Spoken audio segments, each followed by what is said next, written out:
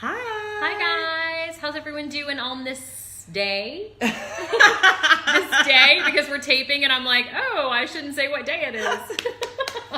On this day that we come to you. That the Lord has made. All right, today we were talking about a topic that actually came up for me while I was on vacation in Ecuador. I actually did an Instagram post on this because it was very eye-opening to me about, first of all, that I even went to Ecuador. People are like, why did you go to Ecuador? Here's the reason I went to Ecuador. It's because my dad's business partner has a house on the beach in Ayangue, Ecuador, which is right on the beach, and it's beautiful. And so that's why we went. He invited us to come. He has 2 kids. I have 2 kids. My dad went. My brother. It was like a whole family vacation. And, you know, but going there, it was my kids' first real trip out of the country. So we've gone on cruises, but you don't really go to another country. You just kind of get off the boat and like swim around. Go to the swim around on an island owned by the cruise line. Right. So this was their first real trip to a foreign country. Yes. And, you know, South America, there are some dicey areas in South America. I wasn't really familiar with Ecuador. I was a little nervous that maybe I shouldn't be taking my kids there. And people were even asking me, you know, is it safe? And I was like, I don't know. But I figured, hope so. I figure if my dad's business partner lives there and has a house and takes his 2 kids there, it must be okay. Yes. But what came up for me is we tell stories about ourselves and about our children, I think to play it safe, you know, like, oh, my daughter's a picky eater. So my daughter can't eat anything outside of what she already has in her realm of food, you know? So I say that about her because I feel it's true. But I have to tell you, when we went to Ecuador, she ate everything put in front of her. Wow. Every single thing. She at least tried it, which was so surprising to me because I've always thought she's a picky eater and she won't try anything new. But she tried everything. That's amazing. Isn't that amazing? We make up stories. We make up stories. We make up stories because we think that this is the way it is and this is the way it always will be. You know, the same thing with my son. You know, he's 8.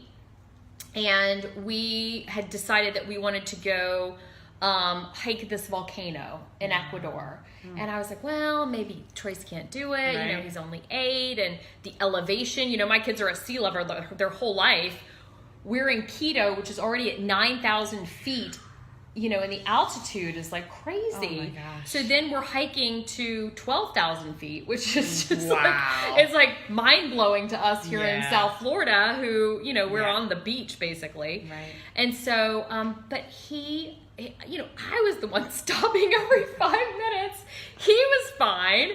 We also horseback rode on the volcano, which you look down and it's like, boop, straight down, and that was also a fear thing for me. Yes. But they did fine, and you know, and I did fine. Right. But isn't that crazy how we tell ourselves stories and always try to play it safe? I know it's very easy to do as a parent. Yes, and I think it's as I'm listening to you, what's coming up for me is it's generational, right? So so literally in my generation, look at my mother, my grandmother, who helped raise me, my grandmother's mother. My grandmother's mother was agoraphobic and didn't leave the house, according to my grandmother, that she was that anxious. Scared, okay? My grandmother, her reaction to that was, I'm afraid of everywhere. Nothing. I'm doing everything. You're not stopping me. And my grandmother was amazing. She was fearless of anything. My mother, more like grandmother, at least in my experience when I was younger. Now, my mom has done a lot of fearless things, which is impressive, but as a mother to me, it was, you can't do anything. I wasn't allowed to go on boats. I wasn't allowed to go on planes. I wasn't allowed to go away for vacation. I had a friend in college who, her dad had his own plane for years. He's a, I don't know if I really blame her about that. Right, but going on a small little... And I get it, because I would be terrified too, but the thing of it is every college roommate I had went to the Bahamas and stayed with them for a week. I was excluded from everything because I wasn't allowed on the boats. I wasn't allowed on the planes. I wasn't even really allowed on the commercial plane to go meet them there. It was just so much fear and so much protection. And ironically, my mom's 71 now. She does stuff now. I'm like, you're going to Washington to march? What? And she's like, yeah, like she's fearless. But as a mom, she planted a lot of fear into me. And so now I have fed my children some of that because, again, the yin and the yang. So I'm a little more like my grandmother, like, I don't want to be afraid of everything, but I was very protected. So I'm kind of the middle of that, which I think is still too much, playing it safe. And I'm definitely quick to warn my kids of the dangers.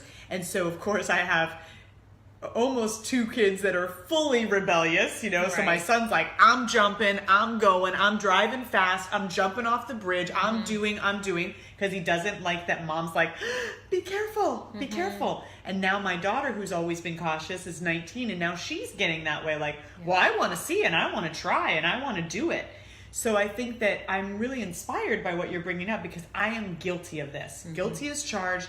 Play it safe, fear-based, but it's generational for me. Yeah. It's been taught, it's been passed down, from my mom, from my grandmother, she inspired me, but from my great-grandmother, I mean, it's just generational. So this is very interesting. The other thing that came up for me, and like I said, this wasn't a trip that I would have normally gone on, but when I got there, I felt, first of all, I felt completely safe. It's probably the only country or only place I've ever been that I literally had no fear when I got there. Wow. The people are so nice and warm and happy, and I never felt in fear of my safety or my kids' safety ever, even in the big city of Quito, which has 2 million people. It's like New York City. And I never once was in an area where I felt unsafe at all. That's amazing. The other thing that I thought was really interesting was that my children got to experience something that they never experience in the United States. And that is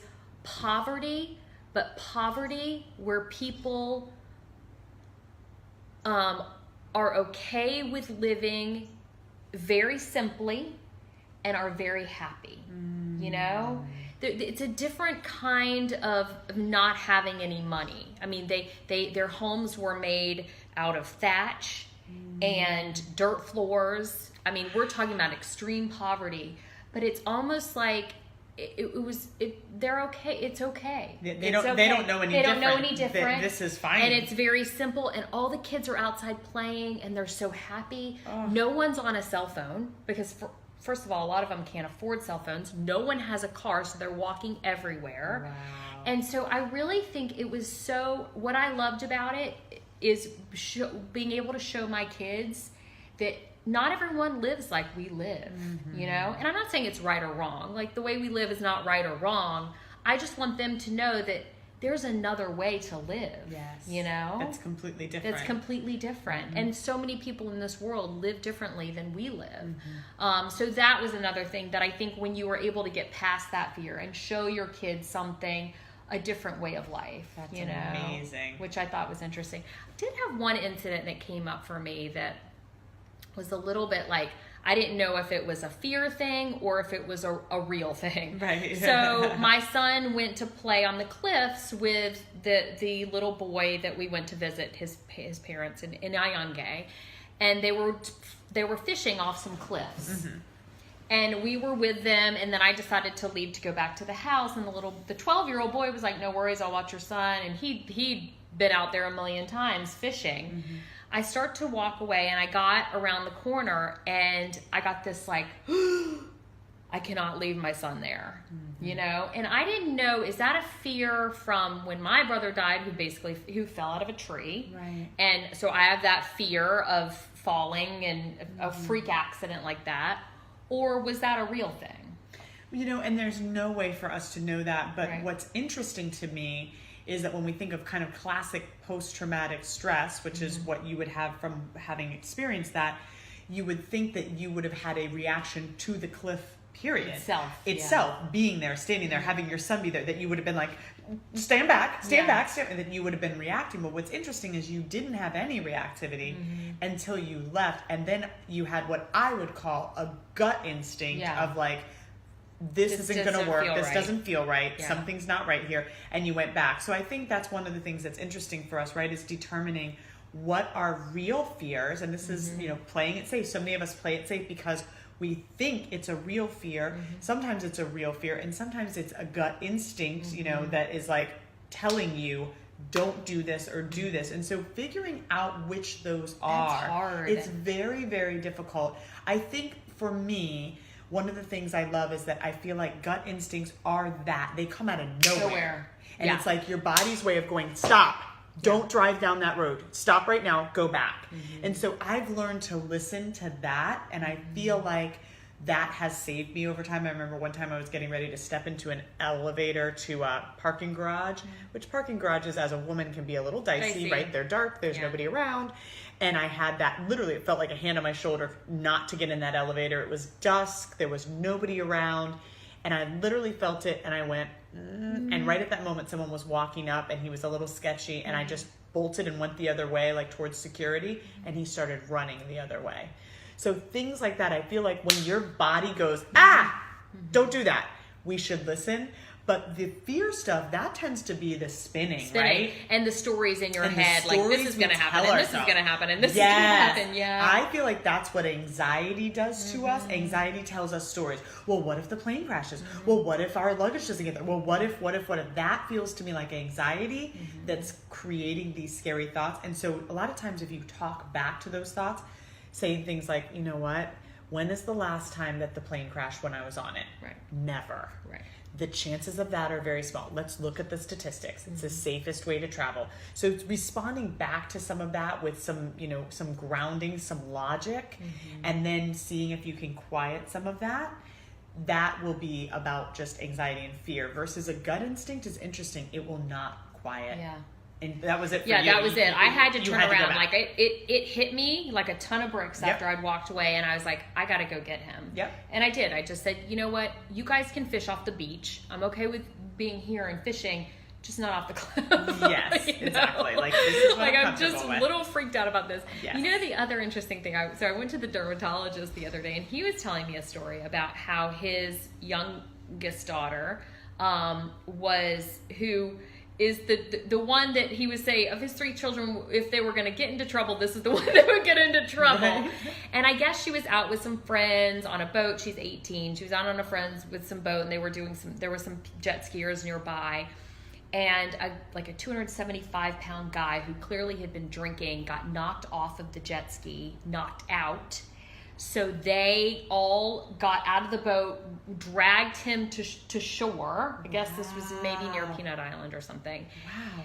And she did CPR on this kid and brought him back to life. Oh. Now, let me tell you that her father said, I didn't even know she knew CPR, But I think what I'm trying to highlight is that our children really know and can figure stuff out on their own. Like, we don't have to be on top of them all of the time. They're really so much more proficient than we give them credit for. And so are we. Yeah. I mean, I think, when we get into crisis and we, for instance, my son's luggage got lost, on the way there. He didn't have luggage for 5 days. Well, we figured it out, Yeah. And so I think you just have to realize that not only you can figure it out, but your kids can too. Yeah, and so that's your pitch, is that, people shouldn't play it so safe. They should color outside the lines. They should step outside that box a little bit and push a little bit, because what that creates is competency. And I think that's really hard for us parents, is to step back and let them figure it out. But it really is important for them, because once they figure it out, then they get to feel the competency and the confidence. Yeah. And that's, we rob that from them when we don't let them do anything. Yeah. And it's so, I know why we don't. A lot of times we think we can do it better, or we're in a hurry, so we just don't let them do it. It's like, oh, I'll just clean up her room because, I'm in a hurry and I've got guests coming over. Well, no. Right. Let your daughter clean up her room. This morning, my daughter was emptying the dishwasher, and I was like, oh, I don't know if she's going to put everything back in the right place. Maybe I should get up and help her. And I'm like, no. Her job is to empty the dishwasher. She'll figure it out. She will figure out where everything goes. And what's the worst that can happen, really? Right. The Tupperware's in the wrong place. There are kids at 5 and 6 that still don't know how to tie their shoes because we've been tying their shoes for so long. Those were my kids because we had too much Velcro in our life. Right. Velcro or me doing it because it's just quicker because you're a single mom and it's just like, we got to get in the car. Right. And it's true. Then they're 10 and they're like, never. I don't know how to tie my shoes. No idea. Or ride a bike or do any of those things that you need to learn how to do. Yes. Even laundry, you know? I mean, I knew how to do laundry from a young age because my mom was like, I'm not doing your laundry when you go to college. And, we have to teach our kids how to do that kind of stuff. Let them fly. Best thing you can do. I've done a lot of things wrong in this department, but one of the things that I think I did right that I really loved was I have a daughter that's a perfectionist, and if she can't do it right the first time, it's my daughter. She's not doing it, right? They confronted me at daycare. Because she wouldn't ride a tricycle. They're like, listen, she's got to ride the tricycle because it develops a part of her brain, and she was like, not going to do it. So that's how she's always been. So 2 things I made her do. One was piano is very hard, right? Like it's a lifelong journey to learn how to play a piano. And she was so frustrated that she wasn't getting it. And I said to the teacher one day, because the teacher was a little like, did you practice? And frustrated. And I said, listen, we're going to be here for a very long time because this is training to stick with something. Right. This is training to do something that you can't do perfect. And this is about connection, and this is about all kinds of things. And it's funny. And the teacher was a little bit like this, and she got me and she went, okay. And now she's one of our closest friends still. Hannah's going to be 19. She hasn't done lessons in forever. But Miss Dawn is very dear to us because we just built a relationship. Some days she prayed with Hannah. Some days, they just did all kinds of stuff. Sometimes they talked and just ate ice cream together.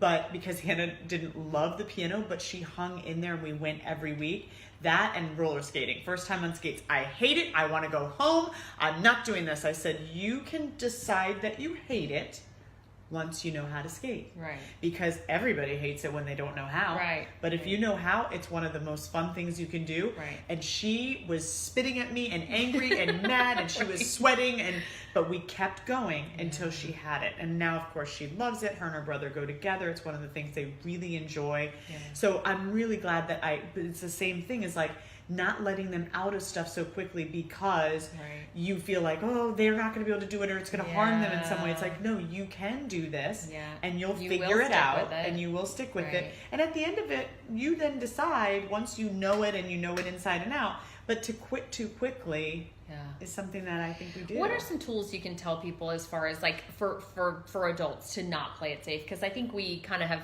shown as far as kids, it's easier for us to tell our kids not to play it safe than it is for ourselves. My favorite expression in therapy is feel the fear and do it anyway. Yeah. And I believe there's a book from the 70s that's the title for.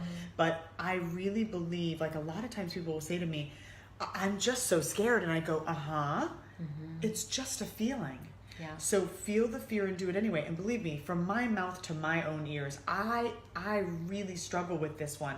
But really continuing to push. And that's one of the reasons I still do therapy on a regular basis on and off is because I get very scared by things easily. Like I feel traumatized, like even, if you're sick or vertigo, things like that scare you, that you have an incident and then you're afraid of what if that happens again? So then you're afraid, well, what if I'm driving or what if I'm doing this? And so then you want to start closing all the doors on what you do. And so I'm at risk of that. I am my great grandmother's child, right? So that like, before long, you'll just be in a house doing nothing. Right. So that's one of the things that, therapy can help process that for people. And it's like, yes, let's talk about it, or even EMDR that I always swear by that can remove the trauma, because you need to be able to feel the fear and do it anyway. People do this with dating. I don't want to date. It's just so scary. It's so weird. You can't just not connect with humans, right? Or driving. A lot of people have given up driving because it's just too scary. And so figuring out how to, the old expression, you fall off a horse. When I used to horseback ride, you get right back on. Because if you wait a month, you'll never get on a horse again as long as you live. Yeah. So recognizing it's okay to be afraid, that doesn't mean you can't do it or that you shouldn't do it. Yeah. Once you have tried but true, there's things I do, I go, oh, that makes me dizzy, so then I don't do that. If it's something that I can avoid. But a lot of times it's just doing it and realizing, oh, you know what? It's fine. Yeah.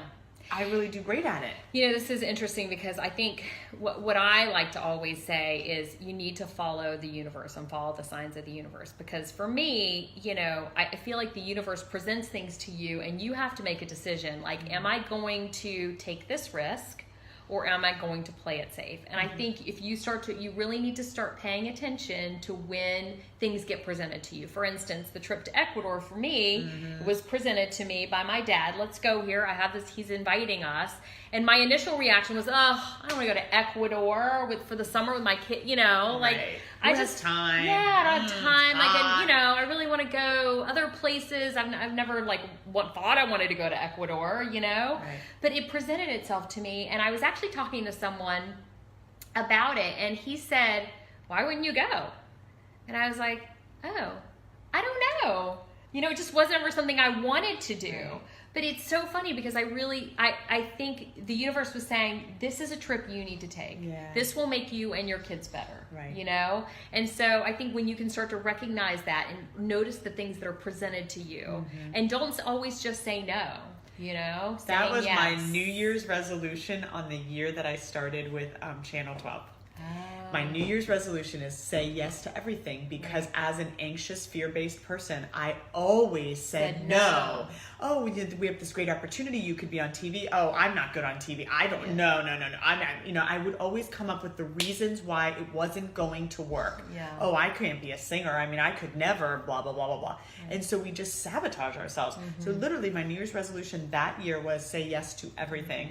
And you came to me and said, "Hey, we've got this thing," and I'm like, okay, all right. And I literally remember just being like, well, okay, keep me posted, and then you did. You came back and you said, okay, we're starting in January. How do you feel? I'm like, okay, right? But I was terrified. Right. And any other time in my life, had it not been made that New Year's resolution, I really would have probably been like, you know what, I'm so busy at work and the kids, and I don't really think I can maneuver this. And I just would have said no. Yeah. And it was obviously 2.5 years that I loved, and it's built this, and now we're doing this. And so the opportunities are there for you to say yes and to get outside of your comfort zone. I hate that cliche. I said, let's not call it get outside of your comfort zone.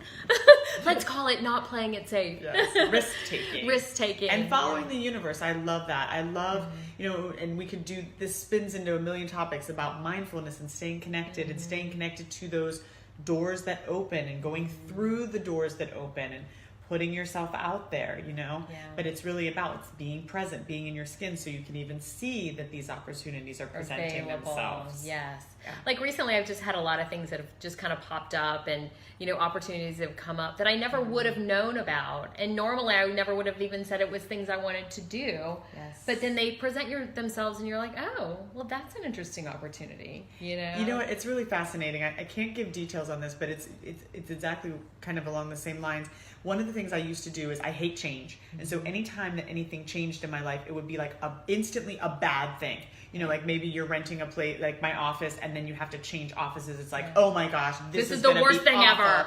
And I remember I had this accountant that I loved so much, and we were personal friends. And I felt like he saved me because I was a single mom when I met him, and he incorporated me retroactively, which was impossible to do, and he saved me all this money. So I really attached a lot to him as a human, that, oh my gosh, he's the only one that can do my taxes. And I really made up this story in my head that he was the only one, like almost that I had these dicey taxes and nobody would be able to figure it out because you're so complicated. Right. Well, he would say like, oh, you're a therapist, so you're tax. And so I was like, oh, nobody's going to do a therapist. And then I really connected. I made that up in my head that he was the only one. I made up that, if I had anybody else, I was going to cost me so much more every year, and all this stuff. So out of the blue, he comes to me and he's like, listen, I'm leaving the firm. I'm taking a job in the islands. I'm going to be managing, doing this. And it's a total life change for me. And I was like, I'm so happy for you. But I was terrified. Yeah. Devastated. The big words, right? Catastrophic, terrified, devastated. And he's like, Jessica's great. She's going to do. And I was like, oh my God, I don't even know. Who's Jessica? Just panic. Right. And she is the loveliest human being. One of the loveliest humans I've ever met. Right. She did more for me in a month. I mentioned to her, I've always wanted to do this. And she goes, well, you can do that. I said, what? I said, well, I had talked to you. She goes, oh my gosh, no, it's here. There you go. There's the paper there. She figured out so much stuff. She's got me doing so great in my tax situation, and now investments, and I'm blown away. So I got a call on Friday from somebody else who's a professional in my life. They're like, listen, I'm leaving. I'm turning your case over to so-and-so. And I went, this is going to be so much better than it even was with this person that I love. Yeah. And it was so nice to, I that fear started to go, oh, what? Oh my God, I'm so close with you and you trust me and I know, you know my, and I went, this is a gift that's going to turn out better, and the next few months are going to be even better than they ever were with him. Nothing against him because he's amazing, but that's funny. That's what he said when he called. He goes, this next person has the time and they're going to do a wonderful job. And I believed it because that's been my experience now. Right. But it's fascinating how we cringe, we get scared. Any change, you know, somebody sells a company, oh, you're going to have to go do your dry cleaning here. They're going to ruin all my stuff. I mean, we just go there. Right. And so that felt so good the other day to go, oh, I've got a gift coming. Right. It's going to be better than I could have imagined. Right. When Felt you can really start nice to change, make that shift in your brain that it's to going not go be to better. fear first. Right. Because the fear is not real. What does fear stand for? Isn't there a word for that? False. Probably. Something. Yes, false evidence appearing real. Real. False evidence appearing real. Yeah. Love it. Yep. Yes, we didn't make that up. No. But. Yep. Don't know where I just pulled that from. Right. I was like, You someone like said that? that to me once. Yes, it's true. All right, guys. So don't play it safe. Walk through the fear. Yep. Take a risk. Get out of your comfort zone and see how magical life can be. Yay! And do the same for your kids. Allow them to not play it so safe. Yeah, and to face their fear. And don't hold them and prevent them from doing it. Don't keep them in a box. Don't tell stories that they're picky eaters and all these things. You might be surprised how much they actually do eat. My daughter ate a dish. First of all, they don't have mac and cheese in Ecuador, and we should have known from the beginning that this did not translate to mac and cheese, but we thought it did. And it comes out looking sort of like a stir fry, and Lane, who's never eaten stir fry in her life, ate the entire plate of mac and cheese. And ordered it the next day. And loved it. It's her new favorite. Just so you know. So there's I love that. it. Stop telling stories that aren't true. That are not true. That's true. Love it. All right, guys. Well, don't forget we're on podcast. You can listen to all of our episodes. Just go to the podcast service on your phone. We are also on YouTube. Go and subscribe to our channel. We are, don't forget to like our page and like our comment, like our videos. Like everything. Just like everything. It. Just push the button. Comment. Tell us what you want to hear more about. Yes. If you're having any issues in your life, what you want us to talk about. And I think that was a good episode. Yeah, we're happy to help. Yeah. All right. Bye, guys. Bye.